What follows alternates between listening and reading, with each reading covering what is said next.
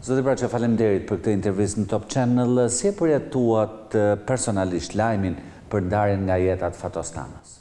Në planin personal, pjesa më e madhe ne që drejtojmë Partinë Socialiste jemi produkt i asaj shkolle, i asaj kulture që Fatos Nano solli në Partinë Socialiste edhe në politikën shqiptare. Shpesh është cilësuar si arkitekti i Partisë Socialiste Moderne. A pajtoheni me këtë vlerësim për Fatos Tanën?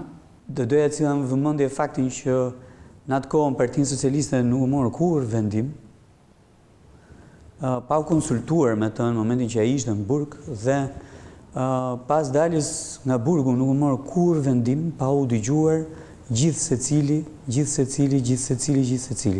Dhe kultura e dialogut, kultura e komunikimit dhe kultura e të marrurit vesh dhe të marrjes vendimeve bashkërisht,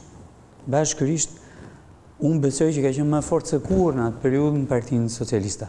Në qoftë se i njihet një merit e madhe Fatos Nanës në Partinë Socialiste, ajo është lidhur me lirinë. Zoti Braçe, ju vetë keni qenë shpesh kritik, por edhe mbështetës në periudhë të ndryshme.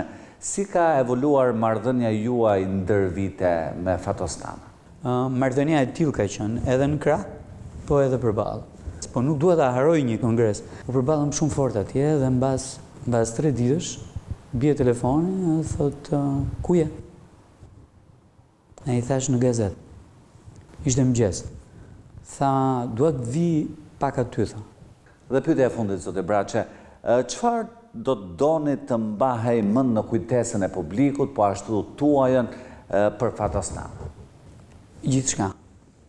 Pash sot mëngjes që kryetari aktual i Partisë Socialiste kishte bërë një homazh shumë interesant për të. Ajo është jeta e tij. Nga fillimi deri në fund. Let it be. Dhe kam përshtypjen që ajo filozofi jete e tij mishëronte Fatosin që ishte. Më thënë ai ishte ashtu. Nuk shtirej, nuk bënte dot të rremin, të pavërtetin, etj me radhë, edhe kur i thoshin që ai pi puro, edhe kur i thoshin ai pi alkool, edhe kur i thoshin që ai shkon në për pabe, në për klube etj me radhë, edhe kur i thoshin që zgjohet vonë e kështu me radhë. E kujtoj përgjigjen e tij, ky jam unë.